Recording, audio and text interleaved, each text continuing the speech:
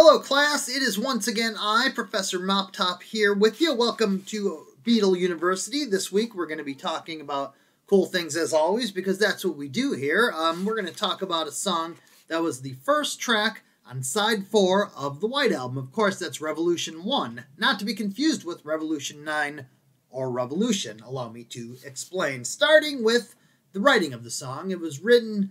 it was conceptualized while first in India. John wrote it a little bit, worked on it after they got home from their vacation getaway to India, and then he demoed it. He then wrote the final verse of the song after the demo was actually recorded. And it was early in the sessions that they first attempted the song with the 5 people inside the studios, which of course would be John, Paul, George, and Ringo, and Yoko Ono, who was brand new to the fold, but she was very much front and center from the beginning. The session was actually engineered by Jeff Emmerich.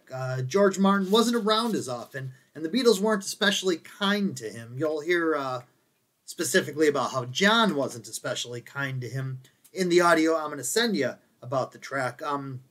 Yoko was invited at one point by John to, quote, moan and groan on the record, because take 18 of Revolution was 11 minutes long, and in this 11-minute version, which took about 12 hours to record, the second half is mostly bizarre, weird noise stuff. There's Paul and John saying mama da da that they loop. There's a big loud electric guitar noise that's going on and on and on and on and on.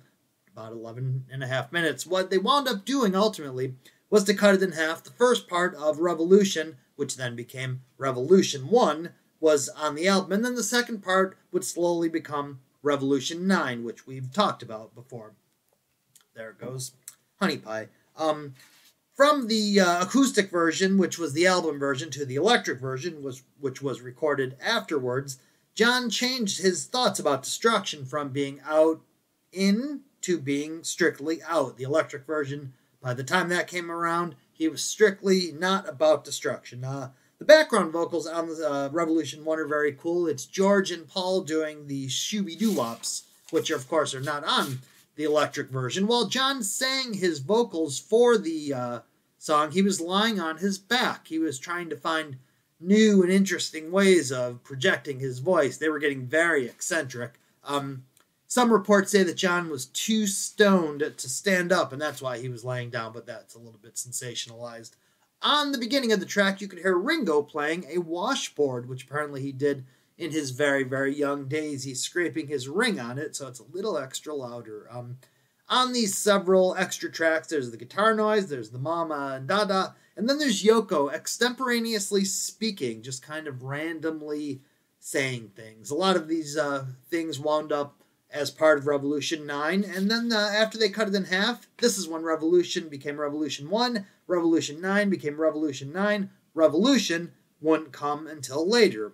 Revolution, of course, being the strictly electric version. There's an overdub on it of trumpets and trombones, and there's a lot of these guys that have now played on 2 or 3 Beatles songs. It's interesting to wonder what they might have thought about how strange things had become in Beatleland.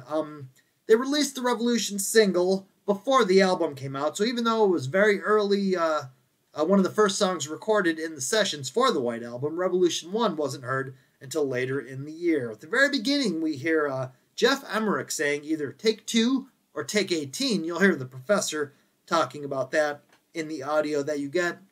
And on the White Album, there were some interesting things that weren't in a whole lot of songs and albums up until this point. And these are elements of studio recording. We hear some laughing here and there. We hear the song start and break down into a false start. These were brand new techniques, which of course would become very, very big in rock and roll. But it's at the White Album that this really first starts.